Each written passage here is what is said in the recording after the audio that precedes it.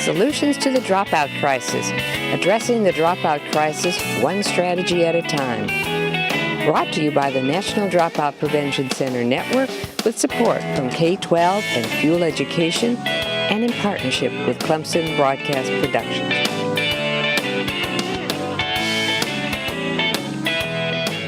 Good afternoon, everyone, and welcome once again to Solutions. It's October, and there's a lot to celebrate.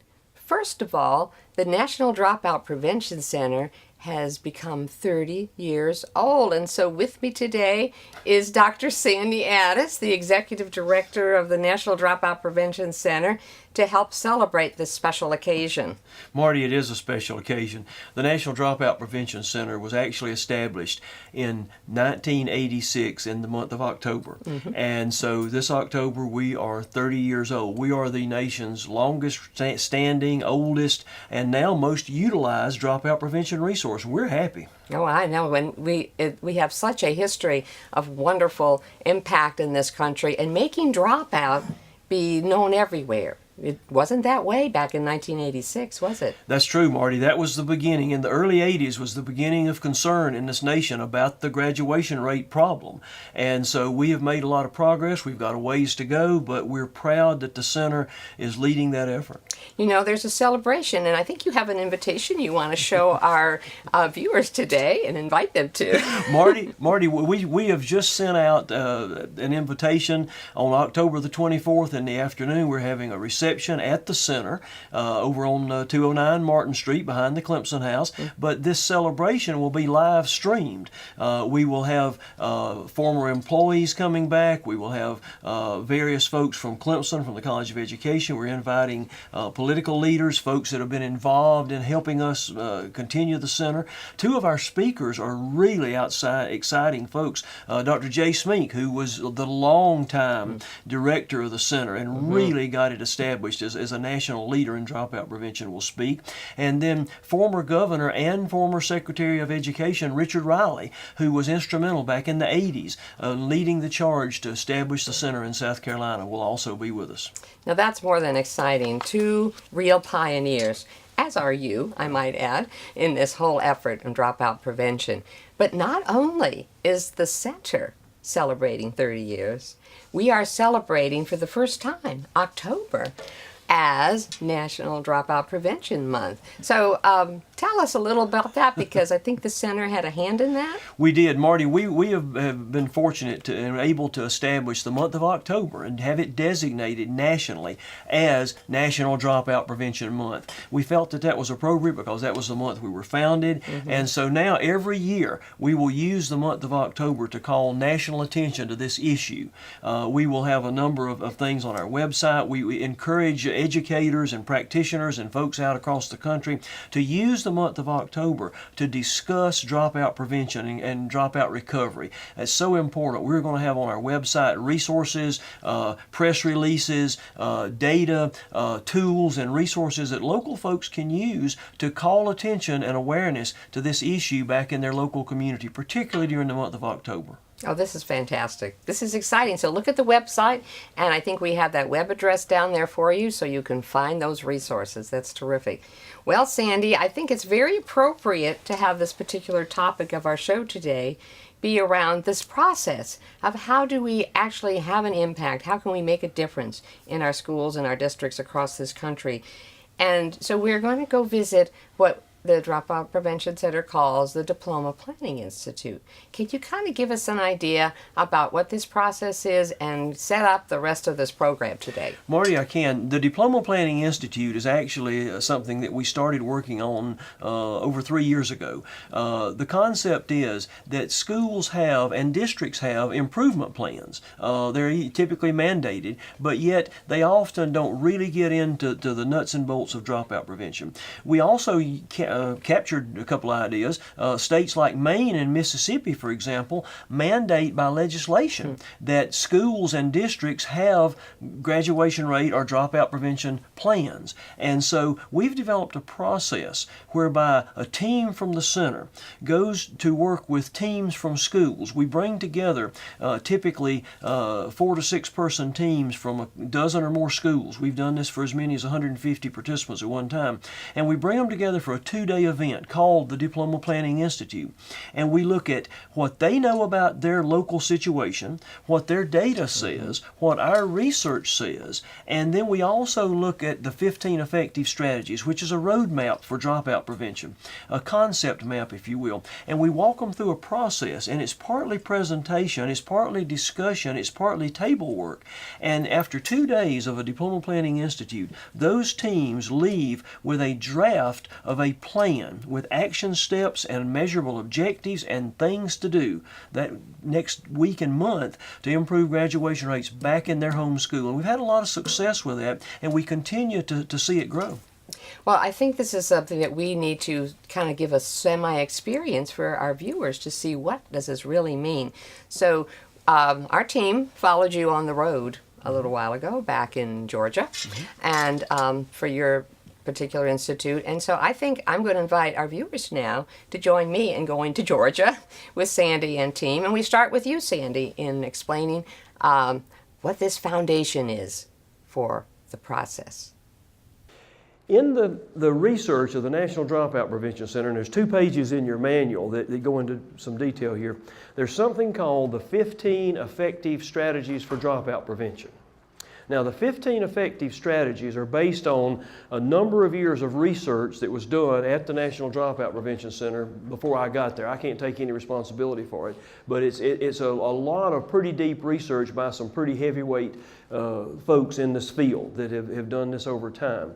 The 15 effective strategies are actually categories of things, for the most part, that the research says, done right, for the right kids, these things make a difference in graduation rates. These things will impact and make for a more positive graduation rate.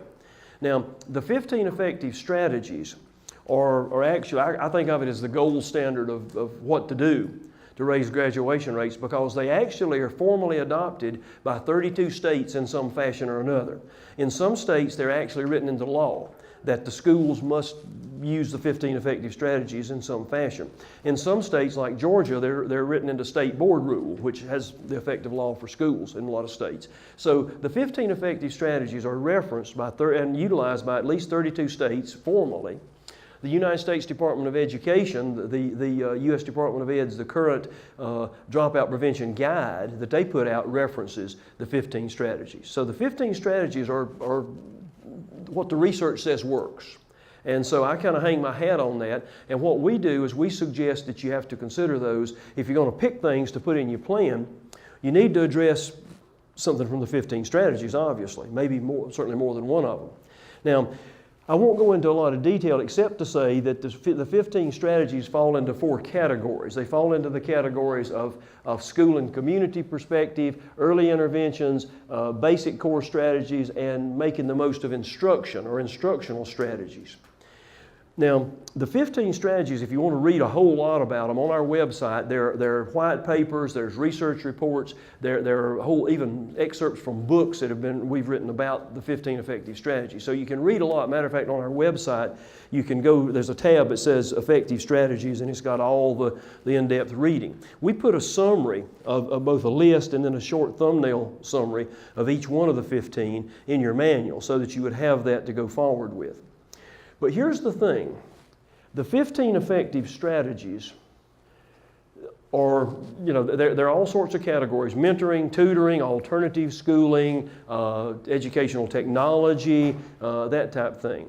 But the 15 effective strategies have not been well utilized by us as a nation the way they were intended. There have been many cases where they've been misutilized. A lot of times people will say, well, yeah, we're doing that one, we're doing that one, we're doing that one, we're doing that one, so we should be getting good results, and we're doing what we need to do because the 15 effective strategies, that's what the list is, and that's what we're doing 12 of them. So therefore we are doing the right thing. not necessarily true. The 15 effective strategies are actually not a menu board like we pick our lunch from. The 15 effective strategies are actually a concept map that we can use to analyze where we are and what to do first, second, third, and fourth. And I want to walk you through some of that today, and then tomorrow we'll walk through a little more of it. But today I want to look at some of the basic strategies. If your school could name 10 things that you're doing to improve graduation rates, and if some of them are in the 15 effective strategy list, my question to you would be, how did you decide those were the things to be doing? How did your school determine this is what we're going to do? I would bet that most of us, the answer would be kind of like my answer always was that, well, I did it kind of like picking my lunch at McDonald's off the menu board. Now there's a McDonald's about a half mile from my office, and about 11:30, if I'm in the office, I get hungry and a little tired and bored, so I get up and drive down to McDonald's to have a little break and get something for lunch. And I go to the drive-thru, and my eye immediately goes to the dollar menu. Now the reason my eye goes to the dollar menu is because I know I can afford it. There's something wrong about spending more than $10 at a drive-thru. And so I want something in the $4 or $5 range at most. So I go to the dollar menu, which means I can afford it. Then I start looking at pictures and remembering what I've had before from that menu. And I think, well, that looks good, that sounds good. I remember that being good, and I can afford it, so I'll take that one, that one, that one. And I pick 2 or 3 things and take it back and have my lunch. And I think that's probably the way we've picked many of our interventions. If your school has tutoring and mentoring and an after-school program and extra technology for at-risk students and has an alternative program option, then probably those things came about over time, much like I picked my lunch. Was there a grant that would pay for it for 3 years, which is usually how long they last? Okay, we got a grant, so we had money so we could afford that strategy. So let's do that strategy. Or somebody came back from a conference and said, that sounded really good when I heard about it at the conference, let's do it. Or a person came on staff or went to something like this and came back and said, you know, I learned about service learning. Service learning is a fascinating, and it is an effective strategy. Service learning is a fascinating thing. I'd like to start service learning here at our school. And the principal says, well, knock yourself out. Have at it, Ms. Beasley. I'm glad you want to do that. And so what we wind up with over time is a collection of what I call random acts of dropout prevention. We have a collection of things that sort of evolved. One time I was meeting with a large high school. They asked me to come in. They had a graduation rate problem. The principal invited me in. And he said, I want you to meet with my leadership team. Well, it was a big school. He had about 8 assistant principals, a whole bunch of counselors. So we had a circle of people sitting around about 20 chairs. And he said, tell him what we're doing. So they started going around and naming things. Well, we got the tutoring program, we got the XYZ program, we got the identification of the most at-risk students, we got an attendance monitoring program, that kind of thing. And so they started naming things, and about halfway around the circle, somebody said, are we still doing that? I thought the money ran out. Well, it did, but we tried, and we still got it going. So what they had was a lot of random acts of dropout prevention, and that was okay. But here's the thing, here's my contention to you. If we look at the 15 effective strategies as a list, and we pick what we're going to do in our situation like we pick our lunch, then we're not going to get the result. So one of my contentions to you, remember this morning we showed you the slide that said from 1991 to recently, we've only gone about 8 percentage point improvement in 4-year graduation rates over 20-something years. My contention is, and what the research tends to show, is that one of the reasons we haven't done any better than we have is we've not carefully and strategically picked our interventions. We've sort of just grabbed them around as they came along. So we've got a bunch of random things that are not strategically selected, or in other words, what's in our plan, whatever level it's A, B, C, D, E, or E plan, whatever's in our plan is not carefully selected for our situation. And so therefore we're working very hard on a lot of things, and yet we aren't getting the result that we're trying to achieve.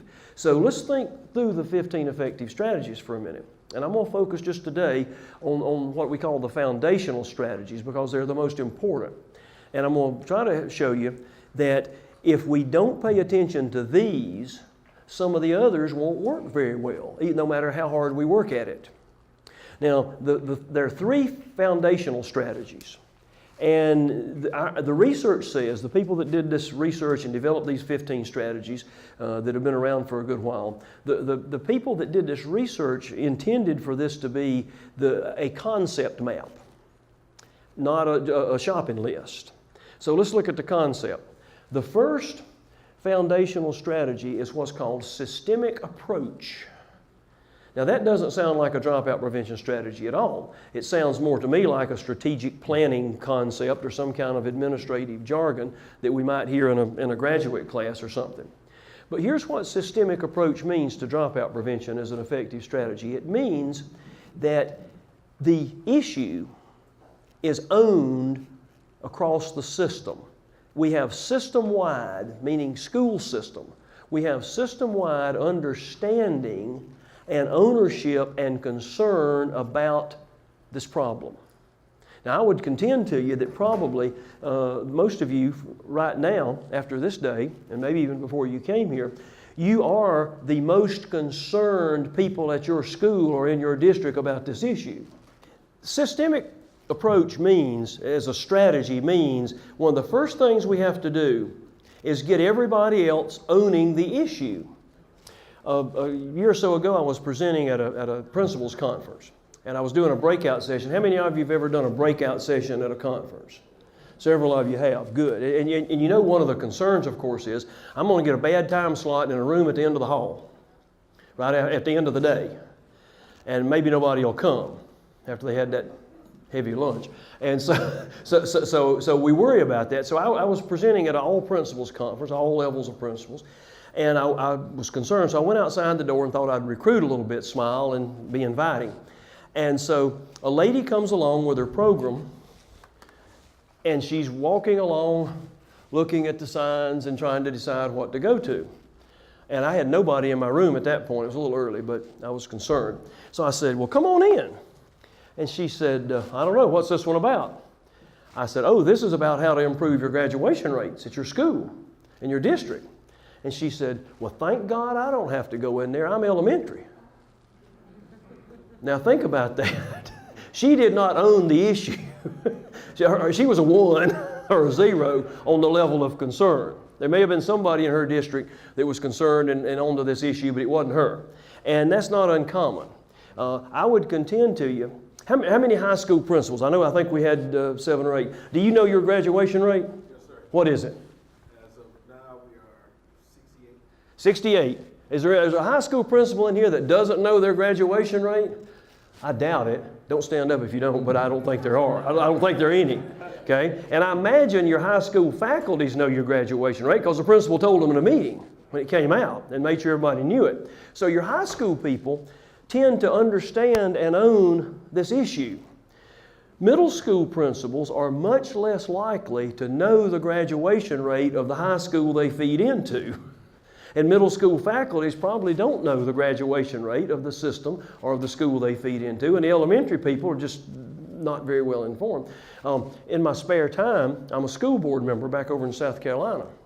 I don't know what got into me that day, but anyway, that was and Bob is one of my constituents, so Bob, I appreciate you being here. Thank you, Bob, for your vote. But at any rate, I would contend to you that probably half of the school board members in this country don't know the graduation rates of their system.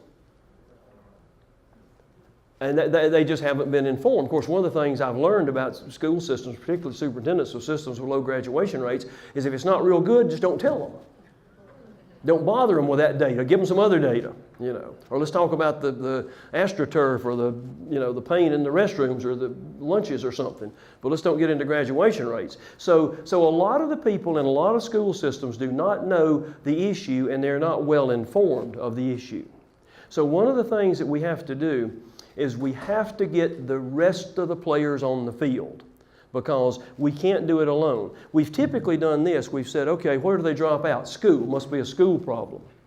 Okay, what level school do they drop out of? Usually high school. Must be a high school problem. What grade? Mostly 9th. Must be a 9th grade problem.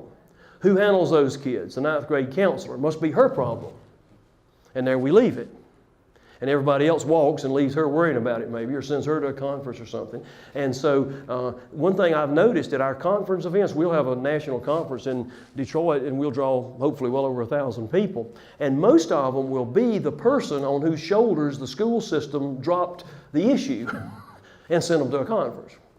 And the rest of the people are not that engaged. So first strategy is, first of the 15 effective strategies, probably one of the most important is there systemic understanding and ownership of this matter?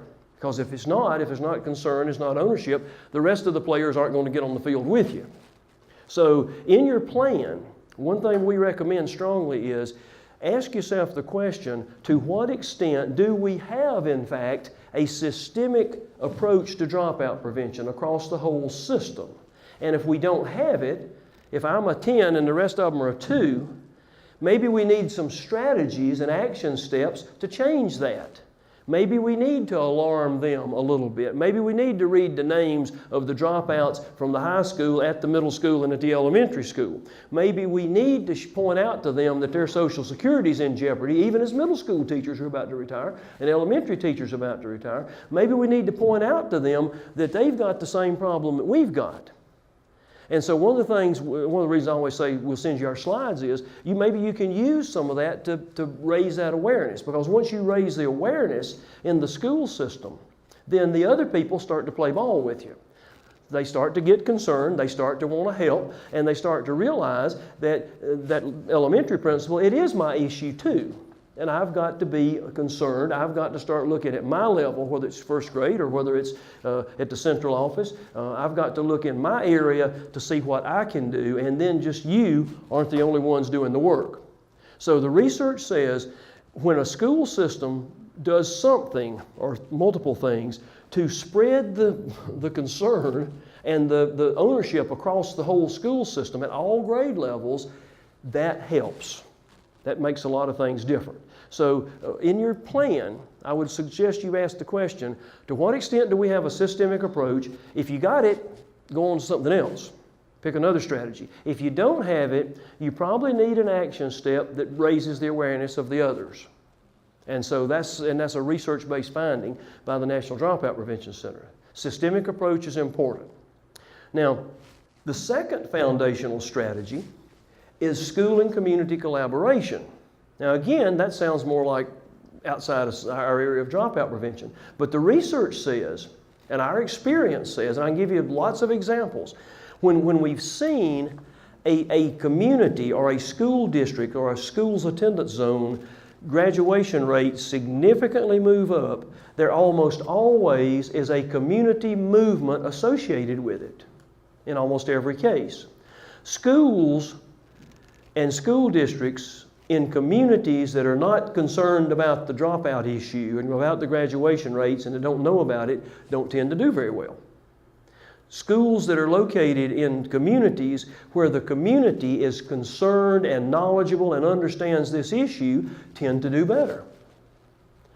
So the second question is, to what extent does the community understand and own the graduation rate issue? And to what extent do they understand at-risk youth and the risk factors? Because some of the risk factors are outside the schoolhouse and in their house.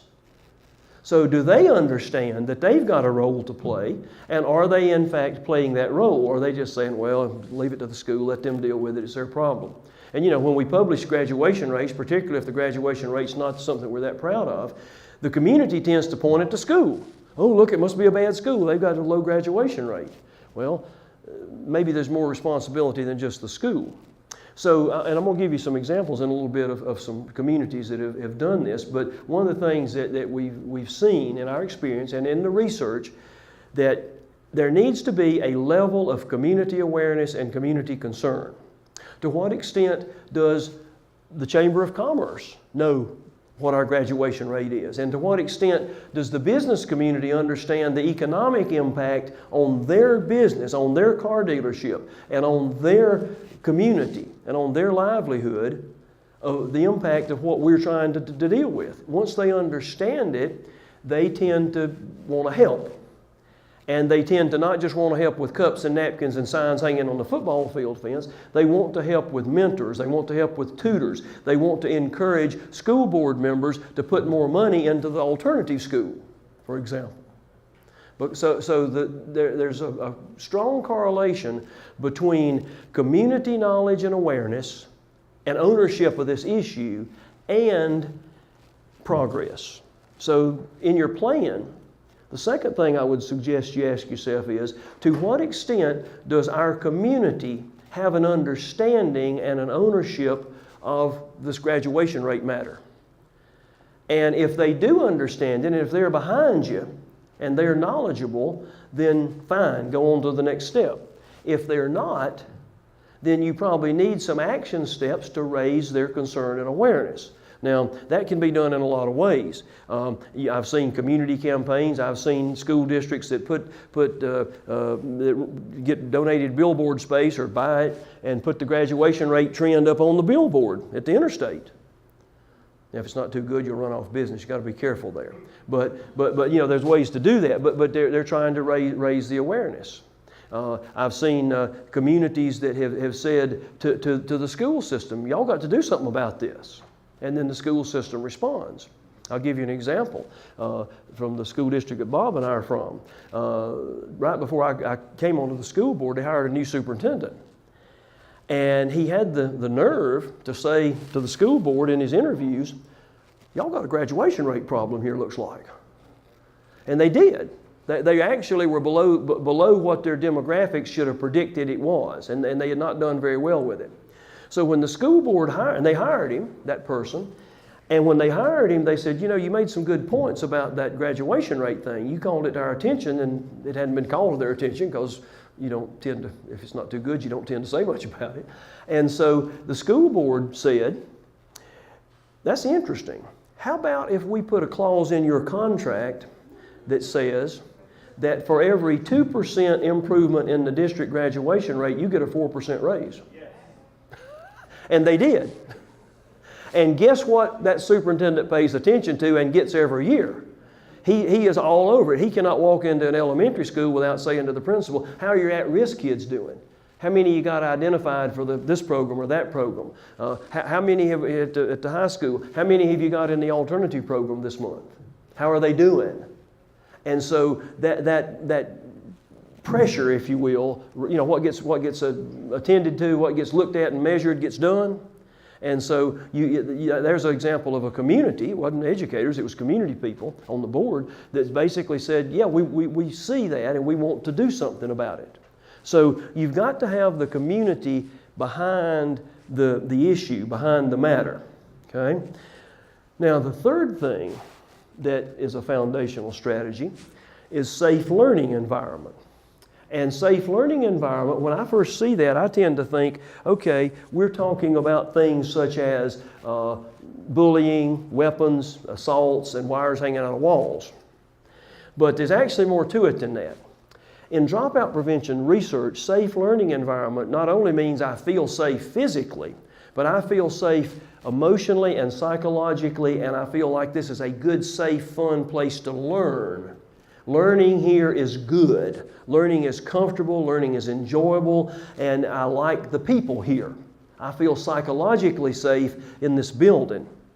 One of the things, tomorrow I'll mention some of the resources that we can offer you. And on our website, we've got about, I think, 76 archived talk shows about dropout prevention. One of them is Mark, right after he became National Secondary Principal of the Year. One of them is Mark doing a show on a school where they want to be. How do you make a school an inviting, safe place? Now, that's a fairly complex thing. You know, a school being a safe, attractive, inviting learning environment can have to do with how the kids treat each other. It also has a lot to do with how the adults treat the kids. And so that's a big thing. If you've got sarcastic teachers treating kids with sarcasm and putting them down for things, thinking they're motivating them, then many of the children feel this is not a good, safe place for me to be psychologically. I don't want to be around. If Ms. Beasley treats me like I'm dirt, then I don't want to be in her class. I sure don't want to learn from her. And we heard examples of that. So These are the three foundational strategies. These are the three things that you've got to attend to first. So the third question I would say as you build your plan and decide what to put in your plan is, do we have in fact a school where kids want to be and want to come and want to learn and have good relationships and good feelings about being there? To the extent that we do have, good. If we don't have, maybe we need some strategies to make that happen and to try to change that. Now, in a lot of states, Georgia included, accountability systems include surveys, school climate surveys, about asking students and teachers and parents, how good do you feel about this school? How good do you feel about being here? And that's important. And there are all kinds of ways, even if you don't do that for the state requirement, there are all kinds of instruments and things you can do to get a baseline and get a feel for that. Now, what you often will find when you survey students and teachers about school climate being a safe, inviting, wonderful place, the kids don't rank it as high as the teachers do. You know, very few teachers on a survey are going to say, yes, I'm sarcastic to students. You know, but a lot of students will say, yes, they're sarcastic to me. And you know, you can understand that. So the three questions of the foundational strategies are, number one, is there systemic ownership of this issue? Does everybody that's involved in the school system, down to the bus driver, do they understand this and own the graduation rate? And number two, is the community on board? Does the community understand and own the graduation rate, and are they willing to help us with it? And number three, is the school a place where kids want to be, psychologically and emotionally and behaviorally? And if those three things are in place, good, go on to the next 12 strategies and pick some. If those three things are not the way you want them to be, then your plan probably should address that first. Well, Sandy, you did a really good job. I'm not surprised, but that was good. And what I really liked about this whole idea, and people can identify with this, if they can get away from their school setting or their district setting and all the, the phone calls and the students and all the things that are going on, and be sequestered really for 2 days and working together, so much can get done. And there's something to be said about getting out of your normal setting to do that. So the whole foundation thing, I think, is awesome. And to also that whole idea about getting away from your day-to-day. Mm-hmm. Marty, you're right. In the Diploma Planning Institutes, one of our key facilitators is Dr. Mark Wilson. Dr. Wilson, interestingly enough, was a 2009 National Secondary Principal of the Year. He is a very knowledgeable person on how to lead a school to improve graduation rates, because he's done it and done it very successfully, and now he works with us around the country to help other schools do the same thing.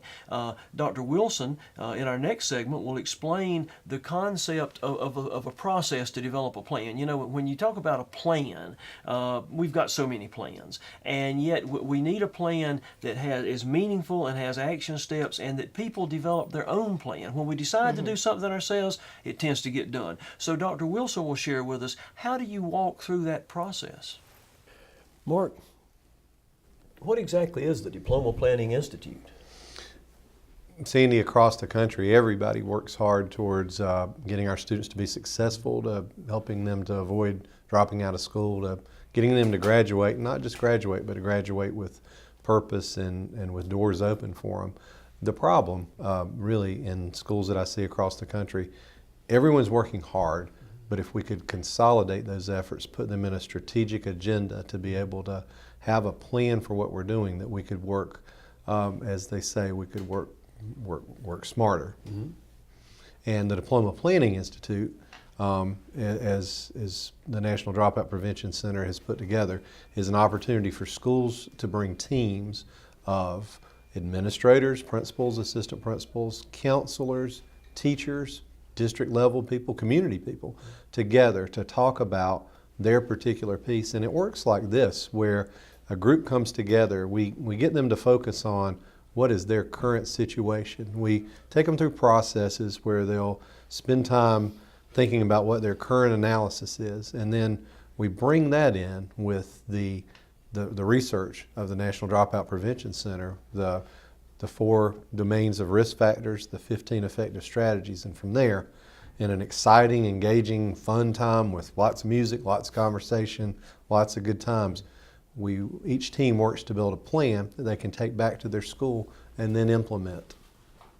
Mark, you've been a part of 8 Diploma Planning Institutes now. You've led 8 of these events, and probably we've had, I would imagine, probably 100 school teams go through the Diploma Planning Institute. What are they taking away? One of the big things is that we offer is we bring teams from different schools together. So there is strength in numbers, and each person who comes to the event, they're able to take away that experience of building a plan, not just in a vacuum, but building it with other people from other schools. Beyond that, they leave with a cogent, strategic plan of how they're going to affect the dropout rate, not just immediately, but even beyond that. And they leave with a plan for implementation. A lot of people develop plans at these events, Dr. Addis, that not ours, but typically at school events, they'll come up with a plan, but they really don't spend time to think about how will we make the plan work. And I think that's a big bonus for being a part of this, is we help people with their communication plan to take it back to their school. We help people with the key stakeholders and endorsers that they'll need, and help them with their messaging, their follow-through, their accountability, their evaluation. And it is a stem to stern great opportunity for a school system or a school to be able to send a team to come up with specific steps that unite everybody around this idea, because as the center shows through research and through publications and resources, our dropout problem continues to be something that affects us financially, economically across the country. It affects communities and it affects individuals, and this work begins to really chip away at those deficits and lead us towards a more successful tomorrow. Mark, the National Dropout Prevention Center's got the bulk of the research that's been done on this issue over the last 30 years. You're a nationally recognized accomplished principal who has led some major school improvements on the ground. Why wouldn't we just tell these people what the research says and what you know to do and let them go do it? It's like so many things. It's the process and it's the process led by experts who, yourself, for example. I mean, you think about dropout prevention every day.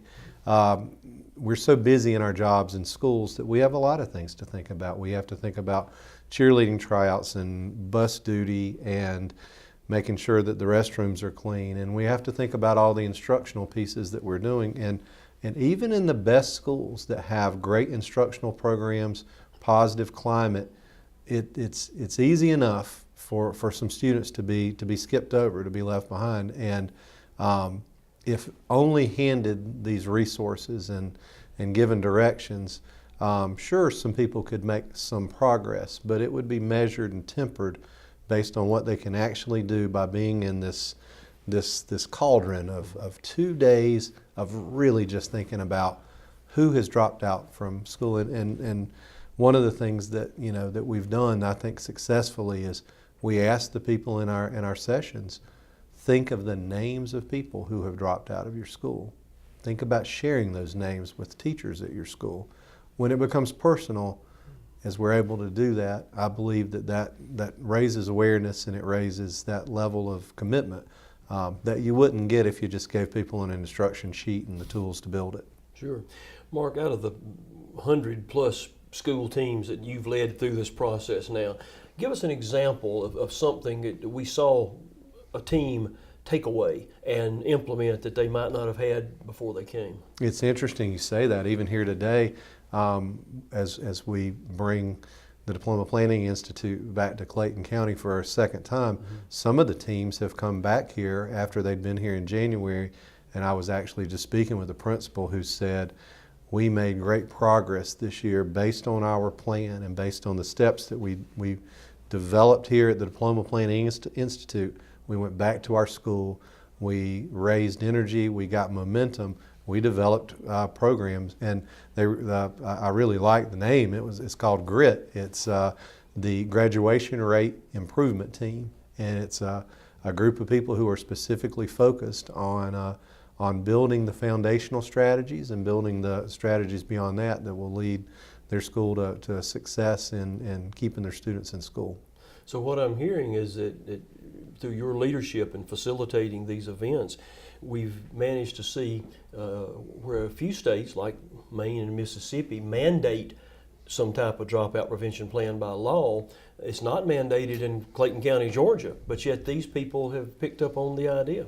Absolutely. And you know, the interesting thing, I've been teaching for 30 years and 15 years of that as an administrator, and this is my 5th year working with principals and schools. And I found this about learning, Sandy, is that new people are really interested in what I have to share.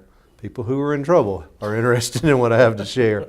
But the third part are people who genuinely are lifelong learners and lifelong professional learners. I think it says a lot of any school system that they are people who continue to learn, and that's what I find with the people who are not mandated to do this, is that they see a need, they see this as a vehicle, and they take it. And to me, they represent that group of learners that are the most eager. And it's interestingly enough, those are most often the folks that are successful in their implementations because they approach their work with energy, interest, and zeal to begin with. And funny enough, those are the people who seem to get things done. Well, you know, I can't help but observe that here we are in Clayton County, Georgia, at an event the Diploma Planning Institute hosted and brought in by the Clayton County school system. But yet we have a team from Virginia who came. We have a team from New York that came here to learn about how to develop a plan to improve their graduation rate. So Mark, can't thank you enough for leading this initiative. Well, it's my pleasure. Thank you so much for the opportunity. I really like the way he emphasizes this process. This is such a key thing that you both now have illustrated so well. What we got coming next? Well, Marty, we were fortunate back in January of 2016 and then most recently in June of 2016 to take our team down to Clayton County, Georgia. Clayton County, Georgia is a large metro Atlanta school system, 50-some-odd thousand students. And they asked us to bring the Diploma Planning Institute down back in January of 2016 to help teams from some of their high schools and middle schools to develop graduation rate improvement plans because they had some challenges. And so we had a great 2 days down there. Then we were invited to come back because it was so successful that they wanted all their schools to go through the process. And so we went back in June. And so we have been working now for almost a year with the Clayton County, Georgia schools on the Diploma Planning Institute. They have plans, they are implemented, they're seeing results, they're seeing excitement about improving graduation rates, and they've done it strategically. They've thought through it, they've looked at their data, they've looked at what they know about their students at the varying individual schools. And so now we're going to hear from one of their district administrators, Dr. Alicia Dunn, who has been responsible for the Diploma Planning Institute process in Clayton County schools.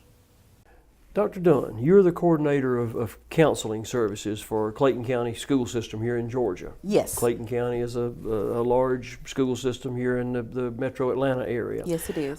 We've been today and tomorrow we'll be working with a number of your school teams on something we call the Diploma Planning Institute, which is helping them to analyze and develop plans to improve their graduation rates. You brought us here, you asked us to come here and do a Diploma Planning Institute back in January, and we Yes. did, and then you were kind enough to give us another chance to come back and work with some other schools. From your perspective as a system level administrator concerned with graduation rates and particularly how counselors impact graduation rates, what's your motivation for wanting to have something like the Diploma Planning Institute here in Clayton County? Well, we noticed that over the past 3 or 4 years, we've been enrolling a lot of students who were behind, and not just a semester behind, or maybe even a year behind, but 2 or 3 years behind grade level. And we had some really good thoughts about what to do next to help the students, but we wanted some research-based strategies on how to best help our students be successful and not lose them. So we wanted to recapture those that we've lost, and then also to help those that we currently have. Exactly. And Clayton County is a large school district, It I is. understand. We have about 54,000 kids. Wow. That's And a we've lot, grown. That's a lot of students. That's a lot, yes. That's a lot of students. And Yes. so, obviously, even if you just lost a few kids at each school a year, that's a lot of That children. is. And then we're the most transient school district in the state of Georgia. Really? Yes. Okay. Our transiency rate is about 33%, I think, approximately around that percentage, 33%. That's certainly a challenge. It is. And it impacts your graduation It does. rates. What kinds of things have you seen your schools learn and do as a result of the Diploma Planning Institutes? They raved about it the first time when we actually went through it in January, because they felt like they had something, a useful tool to take back to the schools to implement and then to expound upon. And that was the most beneficial part about it, and actually knowing how to utilize those strategies to implement them collectively with their school improvement plan, and to kind of immerse that into that plan. So that's what they spoke about the most. And they followed through with it. They went back, strategized, build upon what they left with. And we were really excited about it. And I believe that that's something they will implement going into this year. So we want to bring you all back right on the beginning of the school year. So we can say, hey, don't forget, this is where we are. This is what we want to see you do to implement, to bring the graduation rates up, because we did increase, like I said, and we have our graduation dropout rate decreased. So we worked really hard with that. So we're looking forward to beginning to implement the plan we developed in January, hoping to maybe cultivate it, make it better because of this session, and just see what we can get from that. So I hope that. It does. You mentioned the fact that Clayton County has improved its graduation rate. Tell me a little more about that. How are we doing? We're doing very well. Our schools made great gains. Riverdale High School did exceptionally well. Also Forest Park High School. They made strides in bringing up the graduation rate. And I think one of the things that they learned even beforehand about relationship, that's the key to making sure that students know, I have someone here who will help me, who will find out what it takes to make me be successful, to make me understand why this is so relevant to my future. Right. And that helped out a lot. And it took us going to find kids. They had to find them, and I think that was one of the things. They were proactive, not reactive, and they set the goal at the beginning. This is what it will be, and they met it. One school that had a team here today and had a team at the January event as well and came back, and we were pleased that they thought enough of it to come back. They reported to the larger group that they had gone back and as part of carrying out their plan, they had implemented a team. They called it GRIT, Graduation Rate Improvement Team. That's Forest Park High School. And they were on fire. They were Yes. discussing strategies, and we were so pleased to see a group come back that in January we had worked with, and now they're back with strategies and action steps. And so, Yeah. And they reported 314 graduates, and that's the 4 years in the summer. wow. Yeah. So we're real proud of that. That's fantastic.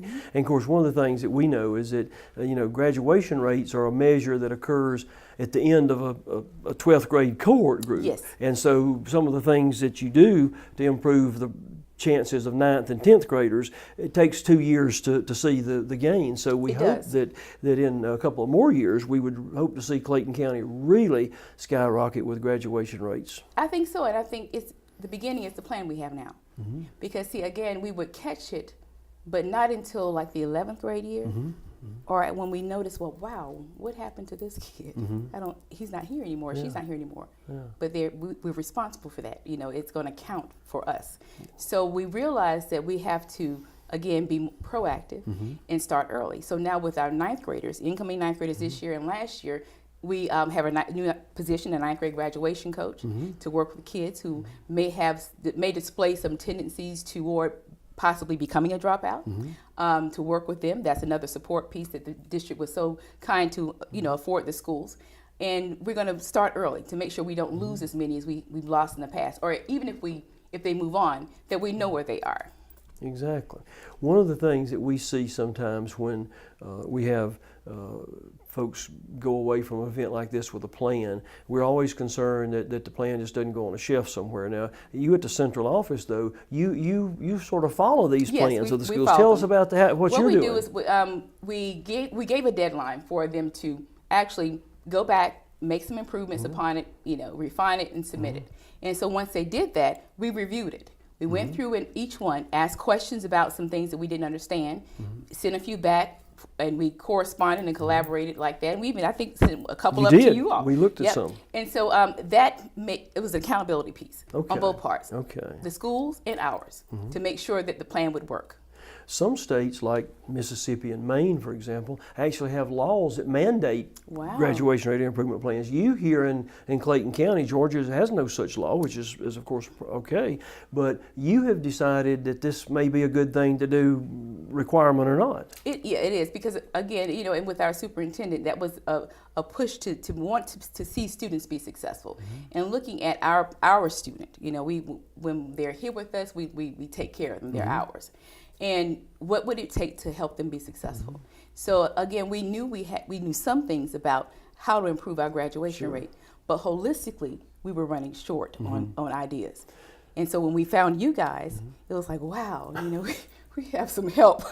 Well, we're glad to be part of that. One thing that we've noticed is where districts have done exactly what you have, which you said, folks, we may not by law have to have a plan, but it's a good idea. Yes. We need to have a plan to address this critical issue. And you also mentioned earlier that you have school improvement plans. Yes, we do. So how are you avoiding the idea of just another plan to add on to a stack of many plans? Well, this is a part of that. Oh, of the Yes. school improvement plan. Everything we do is an extension of what the district strategic goals are. Okay. So it's an alignment. So our school-based improvement plans align with the district strategic plans. And so now the graduation rate improvement plan will align with the school improvement plan and the district strategic plan. Perfect. So it's an alignment. It's So an we're not extension. just saying you got to have the 18th plan now. No. It's a part of It's a an part of the- existing yes, way it of doing is. business. It's terrific to see such a large school district making such a grand effort to get everybody on board, which I think is one of the key foundational pieces, and how they're making that happen in Clayton County. So this is a great story. This is a great story. And so now we are going to move down to the individual school level where the Diploma Planning Institute can also have an impact. Marty, we are. We're going to take a look at McLaurin Success Academy. McLaurin is an alternative program in Fulton County, Georgia. Again, another large district outside of the metro Atlanta area. But 3 years ago, when we first came up with the concept of the Diploma Planning Institute, actually one of our first schools to take advantage of it was McLaurin Success Academy. Dr. Letitia Woodley, who's an interesting lady in herself because she was actually a student at McLaurin Success Academy and then earned her doctorate and became a turnaround principal. Dr. Woodley asked us to work specifically with her faculty in the Diploma Planning Institute process because several years ago their graduation rate was 19%. Oh my word. And since that time, they have gone through developing specific plans for their school and their departments within the school. They have also enrolled all of their faculty in the National Dropout Prevention Specialist Certification Program. The whole faculty has completed that professional learning program, and now their graduation rate for an alternative program in inner city Atlanta is over 60%. And so Dr. Letitia Woodley is a real inspiration. Let's hear from her. What kinds of steps did you take in preparation for launching the Success Initiative?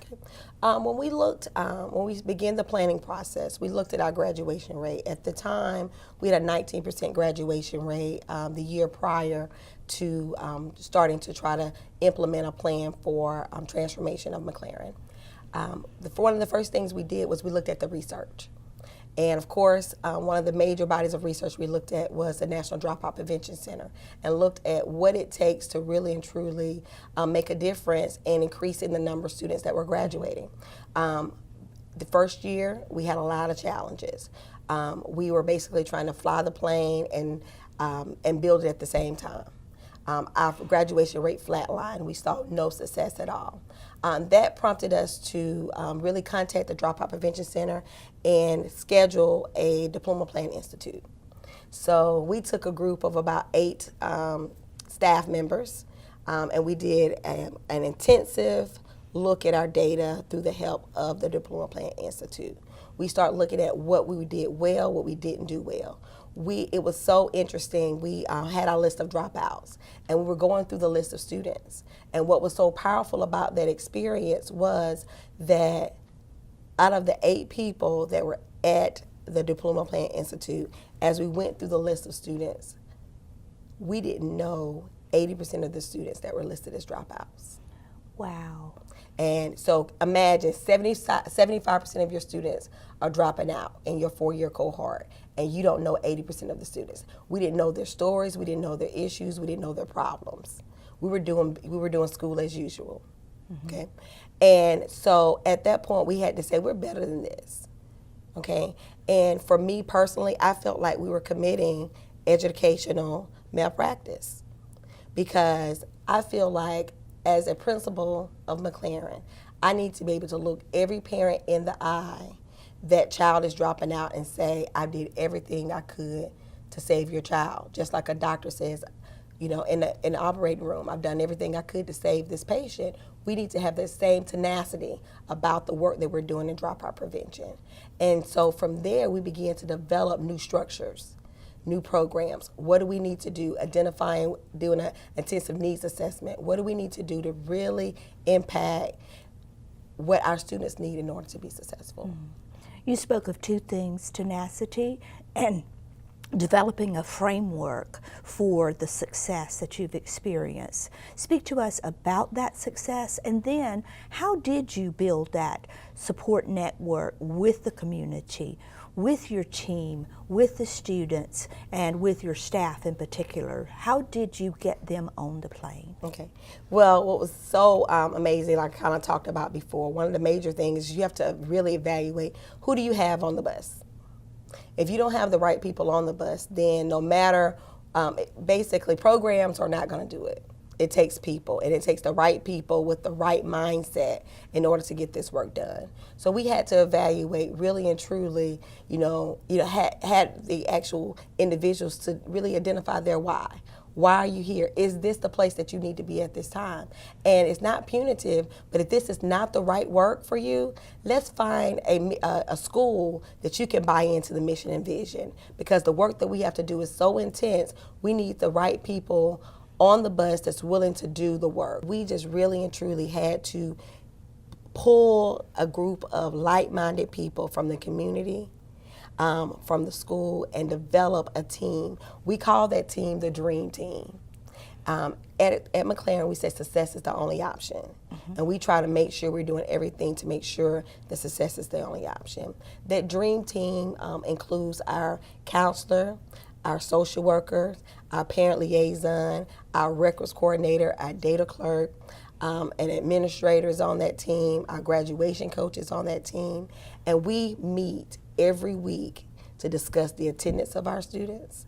We discuss their behavior, we discuss their academic performance, and we develop intensive plans for those students and identify what needs to be done. In addition to that, we have a school-wide Teachers as Advisors program that every day for 45 minutes a day, we stop and focus on the emotional needs of kids or the academic needs of kids. So we build that into the school day to make sure that we're dealing with whatever that student needs at least 45 minutes out of the school day. So we did that comprehensive approach. We look at that information and we develop interventions for those students. If a student is missing from school 3 days, we're doing home visits. We're going out to find out what's going on. If a parent can't come in to see us, we're scheduling a time where we can go to the home to meet with the parents. I mean, we've gone so far as to go to a parent's job and meet them on their lunch hour, because we want to make sure that they know that we're totally invested in that child's success. And we want to make sure that we're doing everything so that if it ever comes to that point where that student is actually dropping out, we can say we did everything we could to make sure that child is successful. You know, Sandy, one of the things that struck me in this particular interview was how few of the dropouts the staff knew, and how that was such a revelation to them. And so, you know, how many people can say they know who these students are? And that tells you a big message, doesn't it? It certainly does, Marty. That's a big part of dropout prevention, is knowing the students and interacting in a positive fashion, because when a child has a significant other in the school building, they want to stay there. Yeah. Well, this has been quite a story. This is quite a story, and it's a growing story, and more people are getting engaged in this process to make a difference. You know, and I think you offer another resource that can help follow up on We this. do, Marty. You notice that in all the discussion of the Diploma Planning Institutes, the 15 effective strategies are the core Yes. of the Diploma Planning Institute. The 15 effective strategies are the foundation research from the National Dropout Prevention Center. They're actually in some formal fashion utilized by 32 states, either in legislation or State Board of Education rule or some other manner. And so we've built this around the 15 strategies, which are certainly research-based. Once a school system or a school decides what strategies to use in their particular situation, then they need to learn about those particular strategies and how to implement them. So the National Dropout Prevention Center is in the process of developing online courses on each of the 15 effective strategies, plus an overview course on how to tie them all together. So we're developing these. These will be 60 to 90-minute courses that if a school or a district decides we're going to do mentoring next, then they need to delve into mentoring at some depth. Right. And so we'll have for them online courses that they can pursue through and actually see examples and tips and processes and guides for implementing each of the 15 effective strategies in their particular situation. We'll be rolling those online courses out sometime. We'll begin to offer them this fall. We're developing them one at a time. We'll have the first several out hopefully before the new year. Oh, that's super. So it continues to grow and continues to have impact, and to have it within this plan. This is just great. Well, I think we want to alert our viewers to a couple of things. Number one, that they would want to go to this website that we're on, www.dropoutprevention.org, and share ideas, discuss things on the discussion board. And then we also have a tweet address, which is the hashtag NDPCN that you see up on your screen there, and start sharing there. We want the word to get out. This is so, so important.